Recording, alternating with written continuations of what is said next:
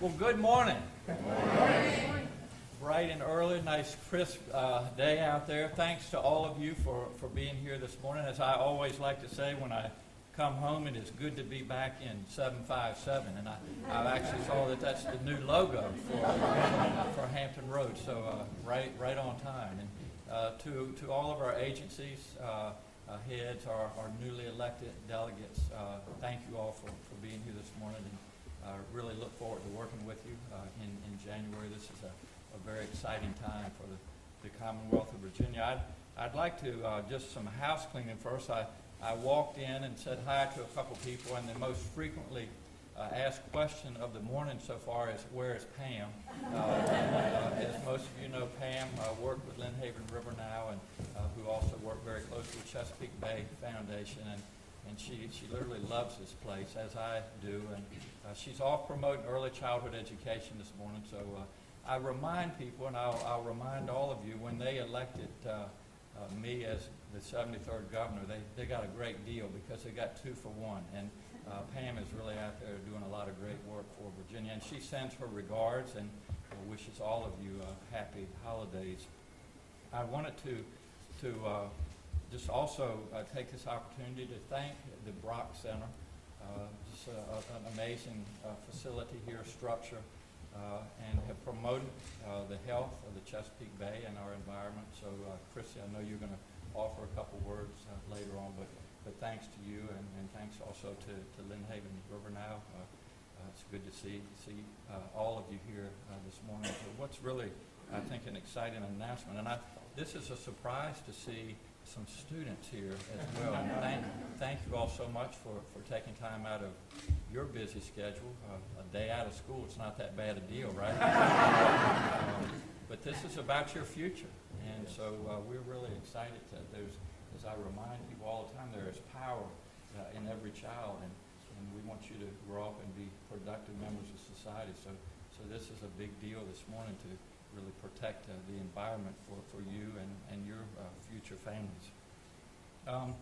As you all know, I remind people all the time. People say, Ralph, why did you give up a practice in medicine and get into, I'll call it policy making. I won't call it politics, but one of the main reasons I did was because I grew up over on the Chesapeake Bay on the eastern shore. It was literally my backyard, and I watched the demise of the bay over my years, and I said that I can either sit back and continue to let this happen, or I can get in there and try to make a difference. And so that's what I did.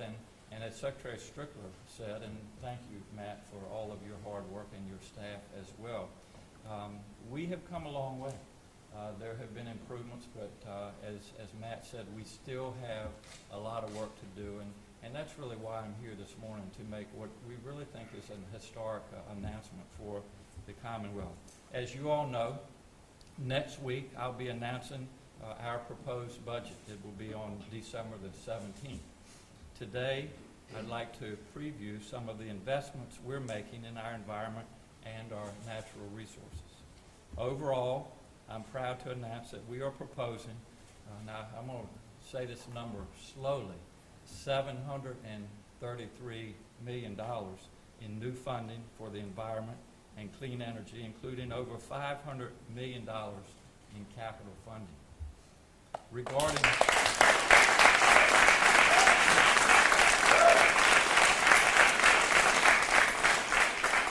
Regarding clean water, in August, Virginia released the latest phase of our Clean Water Blueprint for the Chesapeake Bay.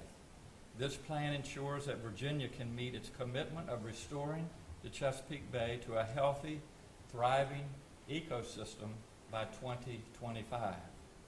We will do this with historic investments of over $400 million in clean water initiatives. This will help local governments tackle stormwater pollution and upgrade wastewater treatment plants, help farmers reduce farm runoff, and restore our oyster reefs. I will also propose legislation to encourage farmers to implement 2 of the most effective agriculture practices: developing and following science-based nutrient management plans, and fencing livestock out of our streams. The legislation will not require anyone to implement these practices before there is cost-sharing funding available. But it does require our farmers to sign up for this important assistance to guarantee that we will meet our bay cleanup goals. The investments we made last year and are proposing this year for the cost share program approach $150 million, which will give us a head start in meeting the 2025 deadline. Regarding land conservation, strategic, targeted land conservation is critical to ensuring that Virginia remains a great place to live, work, and play. It protects wildlife habitat, recreational opportunities, water quality, cultural and historic resources, and working farms and forests that are all essential elements of Virginia's character. I am also proposing significant new resources for land conservation and outdoor recreation.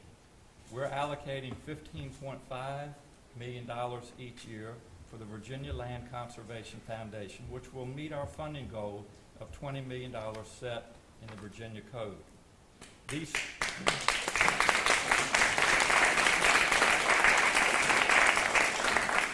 funds will be directed through our groundbreaking Conserve Virginia model, ensuring that we are protecting special places and giving Virginians the greatest conservation value for their tax dollars. I want to make a plug. I know he's sitting on the front row. He's the Director of Conservation and Recreation in Virginia, Clyde Christman. I got to know Clyde several years ago. He worked with Senate Finance. And one of the things that I have had the opportunity to do in our 2 years is visit a lot, I want to say most, I don't want to misspeak, but a lot of our state parks in Virginia. We have 38, I'm going to underline beautiful state parks.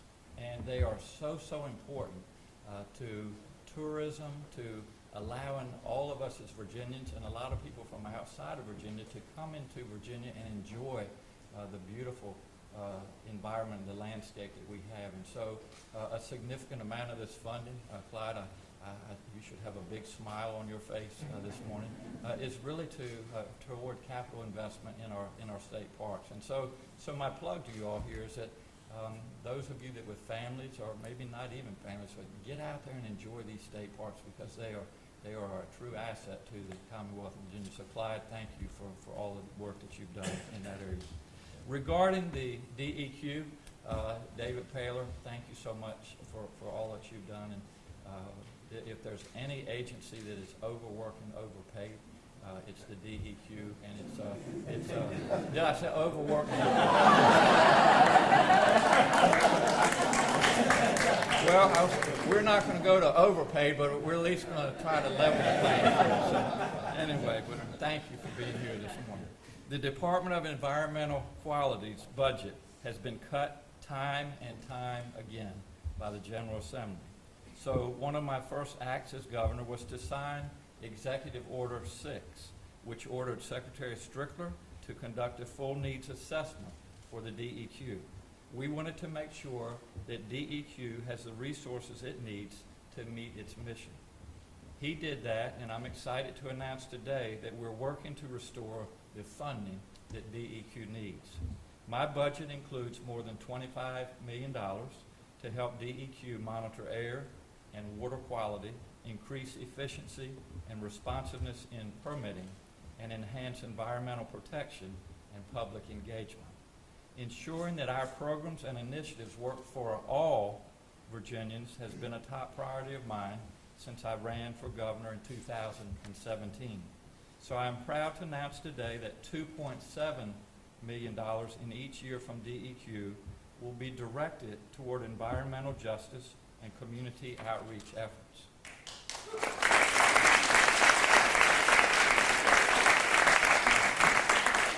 And I will also propose legislation this year to establish a permanent Virginia Environmental Justice Council.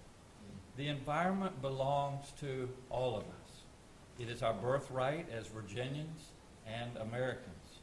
no matter the color of our skin or the size of our pocketbooks. We will continue to strive for transparent decision-making and to better incorporate equity concerns into our environmental policies. Regarding climate change, the most pressing environmental justice challenge we face today is climate change. Man-made pollution from burning fossil fuels has severe consequences for the most vulnerable among us and for everyone else. As sea levels continue to rise and flooding and extreme weather become more frequent and widespread, Virginia must act. This past year, Virginia's Air Pollution Control Board finalized a rule to cap carbon pollution from power plants and link with RGGI, the Regional Greenhouse Gas Initiative. Unfortunately, that rule was blocked. My budget will remove this roadblock, and I will propose legislation to the new General Assembly to ensure that Virginia is the newest RGGI member this winter.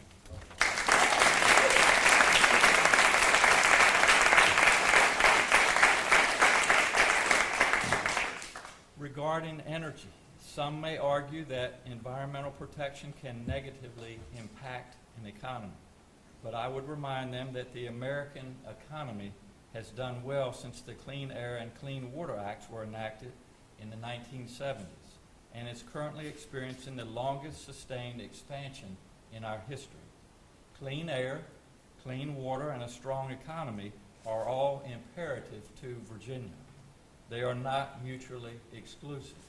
As we work to reduce our climate impact, my administration is building a clean energy future for Virginia.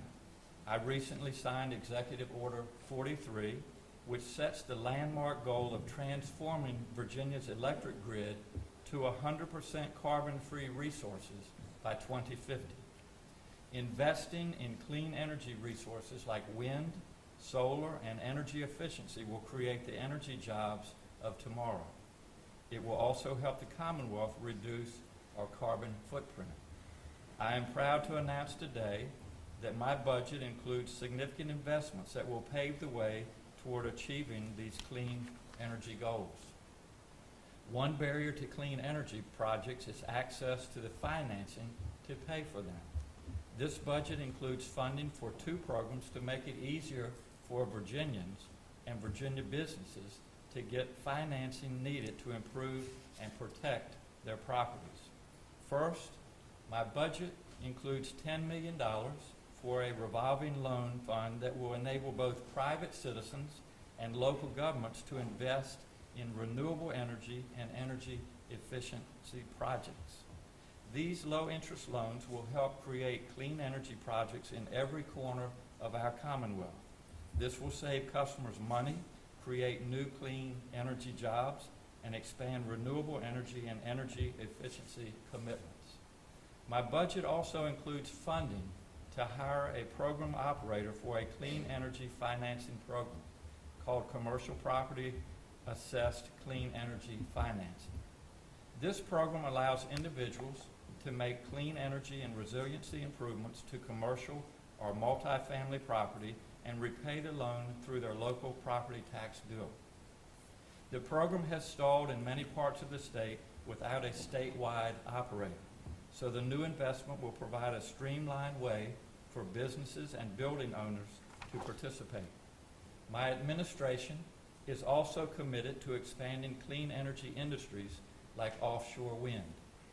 I am proud to announce that my budget includes significant commitments that will help propel this industry forward, including the establishment of the first office of offshore wind. This office will help the Commonwealth meet our goal of achieving at least 2,500 megawatts of offshore wind by 2026. The new office will also coordinate with our local and state partners on economic development projects in the offshore wind supply chain and service industries that could bring new, well-paid jobs. With that in mind, we are including up to $40 million for significant new infrastructure investments at the Portsmouth Marine Terminal. This will better position the Commonwealth to secure these supply chain investments.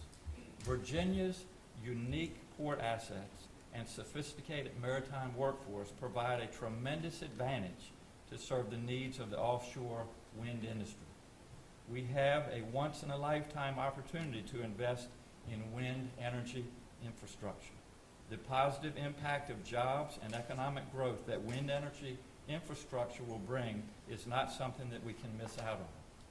Investing in and diversifying our port in this way will ensure that Virginia has a competitive advantage for all the benefits that wind energy has to offer. The Commonwealth must continue to prioritize cleaner sources of energy. I've outlined significant clean energy investments in my budget, which will ensure that all of Virginia benefits from the clean energy economy. I want to thank all of you for being here today. I know you are all committed, as I am, to ensuring that we protect Virginia's environment and natural resources, improve our resiliency to climate change, and position the Commonwealth to be a clean energy leader. I also just wanted to take this opportunity to thank all of you once again. This is a team effort, and as I look around this room, I know there are a lot of folks in here that are committed to protecting our environment, again, for our children's future. This is so important. So as we say, as I like to say as I travel around Virginia, it takes a village to raise a child. And I am just so glad, and we are blessed that all of you have chosen to be part of that village. So on behalf of the Commonwealth of Virginia, I say thank you. And on behalf of Pam and me and everybody else that works in Richmond, I really hope that all of you have a safe and peaceful and a relaxing holiday season. And just looking at a couple people in the front row, get your energy up, because we have a lot of work to do come January, but I do look forward to doing some great things and continuing to move Virginia forward. So thank you all, and have a wonderful holiday. Thank you.